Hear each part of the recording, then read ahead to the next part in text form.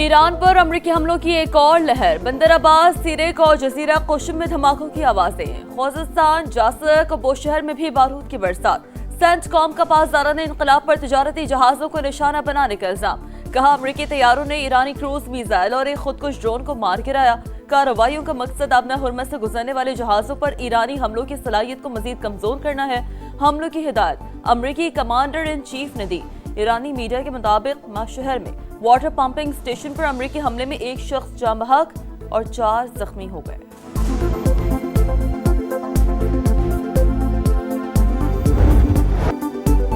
امریکی حملوں کے بعد ایران کا جوابی وار خلیجی خطے میں موجود امریکی تنصیبات کو ہدف بنا لیا۔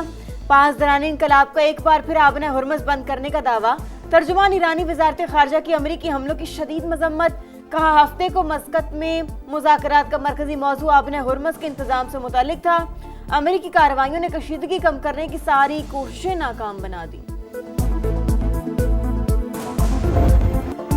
ایران گزشتہ روز ڈیل پر رضامند ہو گیا تھا، ایٹمی پروگرام سمیت ہر چیز سے دستبرداری پر اتفاق کیا۔ بیمار ذہنیت کے لوگوں نے کمرے سے نکلنے کے 1 گھنٹے بعد ہی جہاز پر ڈرون حملہ کر دیا۔ امریکی صدر کا NBC کو انٹرویو، کہا جس معاہدے پر رضامندی ظاہر کی گئی تھی وہ ہمارے لیے بہترین تھا۔ جہاز پر حملے کے بعد ہم نے ایران پر زبردست بمباری کی، آبنہ ہرمز کھلی ہے۔ امریکی صدر کا صحافی کو جواب، ایکسیوس کے مطابق 24 گھنٹوں میں 20 تجارتی جہاز آبنہ ہرمز سے گزرے، کئی جہازوں نے امریکی رابطے کے بغیر بھی گزرگاہ عبور کی۔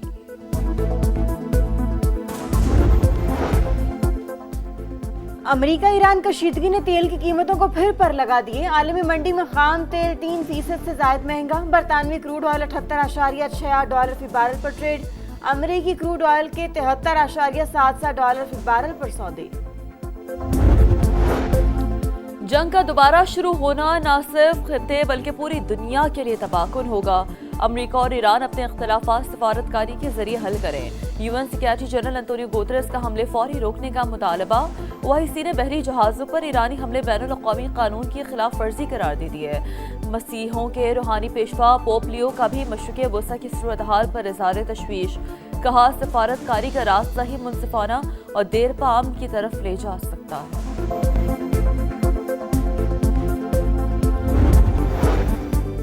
امریکہ اور ایران اسلام آباد MOU پر عمل درآمد یقینی بنائیں، کشیدگی میں کمی اور تحمل کا راستہ اختیار کیا جائے۔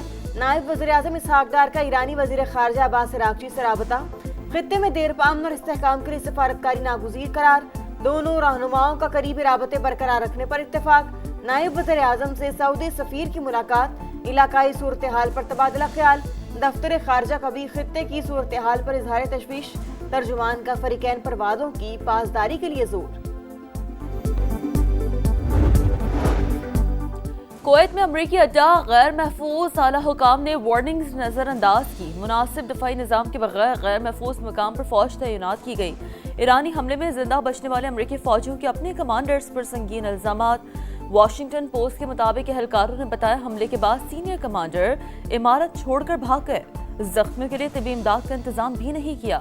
1 مارچ کو ہونے والے حملے میں 6 فوجی ہلاک اور 23 زخمی ہوئے تھے۔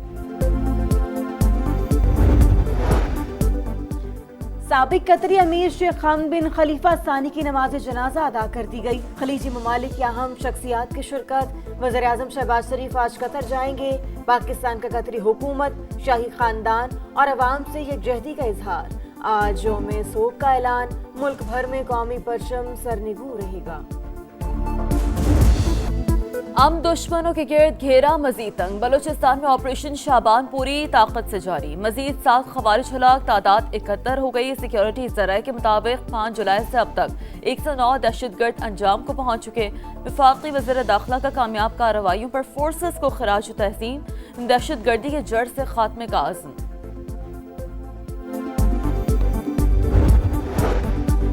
بلوچستان کے ضلع واشک میں فتنہ ہندوستان کے دہشت گردوں کا بزدلانہ حملہ، سیکیورٹی ذرائع کے مطابق سرحدی علاقے ماشکیل میں پنجاب سے تعلق رکھنے والے 5 مزدور شہید، ملزمان فرار، سرچ آپریشن جاری۔ وزیر اعلیٰ بلوچستان کی جانب سے واقعے کی شدید مذمت، سرفراز بگٹی نے کارروائی ریاست پر حملہ قرار دے دی، دہشت گردوں کو انجام تک پہنچانے کا عزم۔ सुप्रीम अपीलेट कोर्ट के हुक्म पर गिलगित बल्तिस्तान असम्बली के हल्का GBA 15 के लोशी पोलिंग स्टेशन पर दोबारा वोटिंग। इस्तेहकाम पाकिस्तान पार्टी के मोहम्मद दिल पजीर हल्के से मजमूई तौर पर 6033 वोट लेकर कामयाब। JUI के मुफ्ती वलीउर रहमान दूसरे नंबर पर रहे। मोहम्मद दिल पजीर की कामयाबी के बाद IPP 7 नशिस्तों के साथ तीसरी बड़ी पार्लिमानी जमात बन गई। इस्तेहकाम पाकिस्तान पार्टी के सदर अब्दुल अलीम खान की मोहम्मद दिल पजीर को कामयाबी पर मुबारकबाद। कहा GBA 15 के नताइज IPP पर अवामी एतमाद का मुंह बोलता सबूत है। आज़ाद जम्मू कश्मीर कानून साज असम्बली के आम इंतखाबात अपने मुकर्ररा वक्त पर मुनक्कद होंगे। रावलाकोट और उसके मलिका इलाकों को मिलाने वाले अहम शाहरों और रब्ता सड़कों पर कालअदम एक्शन कमेटी के मुश्तहिल मुजाहिरीन और जत्थों ने आमदोरफ्त को मुकम्मल तौर पर मुअत्तल कर रखी है। इसके नतीजे में खुराक, अद्वियात और दीगर बुनियादी ज़रूरियात की तरसील शदीद तौर पर मुतासर हुई है। आज़ाद कश्मीर में इलेक्शन मुकर्रर वक्त पर ही होंगे। तमाम तैयारियां मुकम्मल। कालअदम एक्शन कमेटी ओछे हथकंडों में मसरूफ। खवातीन और बच्चों को ढाल के तौर पर इस्तेमाल किया जा रहा है। हुकूमत को ब्लैकमेल नहीं किया जा सकता। कोई नाखुशगवार वाकया हुआ तो कमेटी जिम्मेदार होगी। तर्जुमान आज़ाद कश्मीर हुकूमत और DIG की प्रेस कॉन्फ्रेंस। कहा कानून की अमलदारी हर सूरत यकीनी बनाई जाएगी।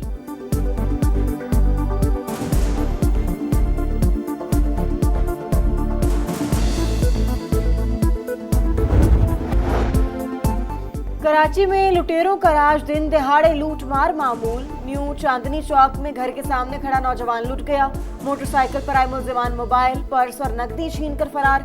बहादुराबाद में डकैती के दौरान मुजाहमत पर सिक्योरिटी गार्ड जाम बहक। शनाख्त हुसैन के नाम से हुई। वाक़या गुज़श्ता शाम 6 से 7 बजे के दरमियान पेश आया। मुलजिमान फरार।